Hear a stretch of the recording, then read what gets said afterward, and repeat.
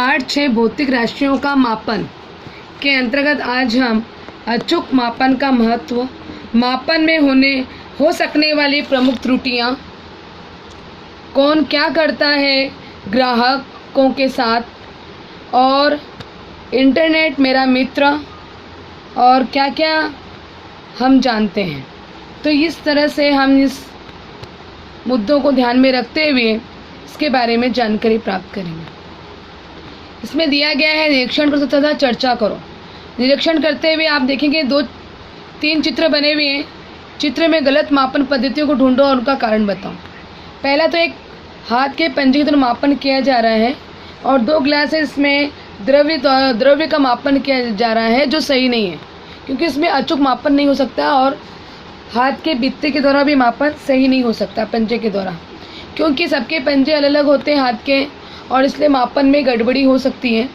और गिलास का जो मापन है, जिसमें विशेष द्रव है या पानी हो या लिक्विड हो या तेलीय पदार्थ हो, तो ऐसे में उसका मापन सही नहीं हो सकता, क्योंकि वो मापन उस ग्लास के ऊपर डिपेंड होता है और उसकी जो आयतन प्रक्रिया है उस पर निर्भर होता है, इसलिए इसमें अचूक मापन नहीं हो सकता।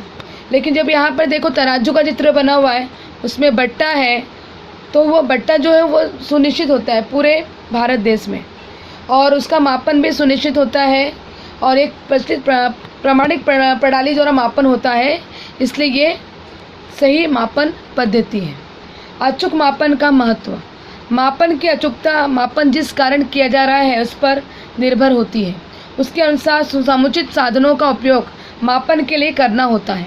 बहुमूल्य, विशेष महत्वपूर्ण और अल्प मात्रा में उपयोग में लाए जाने वाले पदार्थों का मापन हमेशा अत्यंत सावधानी से और अचूक किया जाता है। तकनीकी में हुई प्रगति के कारण दूरी, द्रव्यमान, समय, तापमान जैसी इकाइयों का सूक्ष्म मापन भी अचूकता से करने वाले साधन अब उपलब्ध हो चुके हैं। जैसे अत्यंत महत्वपूर्ण क्रीड़ा प्रतियोगिता से संबंधित दूरी और समय, सोने का द्रव्यमान, शरीर का तापमान, इसका मापन भी अभी अचूक हो चुका है, जिसमें किसी तरह की गड़बड़ी नहीं हो सकती। मापन में हो सकने वाली प्रमुख त्रुटियाँ। मापन में कौन कौन सी त्रुटियाँ हो सकती हैं? एक तो योग्य साधनों का उपयोग न करना, साधनों का योग्य पद्धति से उपयोग न करना, ये 2 तो प्रमुख बातें हैं। इसके अतिरिक्त हो सकने वाली अन्य त्रुटियों की सूची हम बना सकते हैं। जैसे पेट्रोल पंप पर जितना लीटर पेट्रोल दिया हुआ दर्शाया गया है, उतना पेट्रोल क्या वास्तव में मिल रहा है, इसे सुनिश्चित करने के लिए प्रामाणिक माप की सहायता से उसकी जांच करना आवश्यक है। इसे ही प्रमाणीकरण कहते हैं। उसी प्रकार बाजार के बाटों तथा मापों को समय पर प्रमाणित करना आवश्यक है। किराना दुकान, सब्जी मंडी से वस्तु सब्जी खरीदते समय सावधानीपूर्वक हमें देखना है और माता पिता को भी बताना है कि जब सब्जी मंडी में आप जा रहे हो तो तराजू पर वजन जो माप दिया गया है, विभाग की प्रामाणिक मुहर उसमें लगी हुई है या नहीं है, वो देखना चाहिए। और तराजू स्थिर है या तराजू का कांटा सीधा है कि नहीं, उसकी भी जांच करनी चाहिए।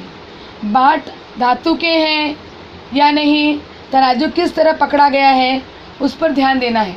तराजू के पलटे के नीचे का भाग कैसा है, वो उसको भी जांच अच्छी तरह से करनी चाहिए। नहीं तो कभी कभी वो तराजू के नीचे जहाँ पर वो वस्तुओं का मापन करना होता है, वहाँ वो चुंबक रख देते हैं। इससे कारण वजन ज़्यादा बढ़ जाता है और हमें सामग्री भी कम मिलती है। कौन क्या करता है? ग्राहकों के साथ वजन माप में धोखाधड़ी ना हो, इसके लिए सरकार के अन्य वितरण व ग्राहक संरक्षण विभाग के अंतर्गत वजन माप विभाग द्वारा कार्यरत होता है।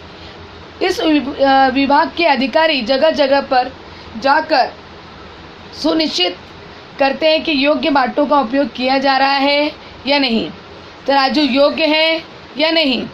सरकार द्वारा प्रमाणित वजन माप का उपयोग करना वैधानिक दृष्टि से अनिवार्य है। अगर उसने सही ढंग से वजन और बाटे का उपयोग नहीं कर रहा है तो उसके लाइसेंस जो वो भी बर्खास्त किया जा सकता है। शासन का जो वजन माप है, विभाग बाटों का उत्पादन, बिक्री व सुधार, मरम्मत के लिए आवश्यक अनुज्ञा देने का काम करता है, मतलब लाइसेंस देने का काम भी करता है। तो ऐसे में अगर बाटे में जो बाटा होता है उसमें अगर किसी ने कुछ हेरफेर की है तो अगर वो जो अधिकारी आते हैं अगर उसमें त्रुटियां पाई गई तो उसके लाइसेंस को जब्त कर लिया जाता है। तो इस ध्यान में रखना है कि जब भी हम बाज़ार में जाएं तो इन सब बातों को ध्यान में रखें कि जो हमें वस्तुएं हमें मिल रही है वो सही प्रमाण में मिल रही है, सही मापन के द्वारा मिल रही है या नहीं।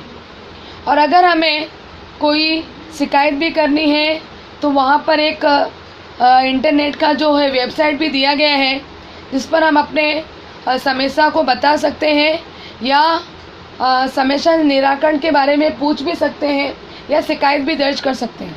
www.legalmetrology.maharashtra.government.in। तो नई दिल्ली स्थित राष्ट्रीय भौतिकी प्रयोगशाला में मूलभूत इकाइयाँ मीटर, किलोग्राम, सेकंड, केल्विन, ये एम्पियर, कैडेला, इन 6 मूलभूत इकाइयों के जो प्रमाण हैं वो रखे गए हैं। www.npipl.org/NPL-charter। तो इस तरह से आप इस वेबसाइट पर जाकर विशेष रूप से मापन की जो पद्धतियां हैं, मापन के विषय में, अचूक मापन के विषय में जानकारी प्राप्त कर सकते हैं।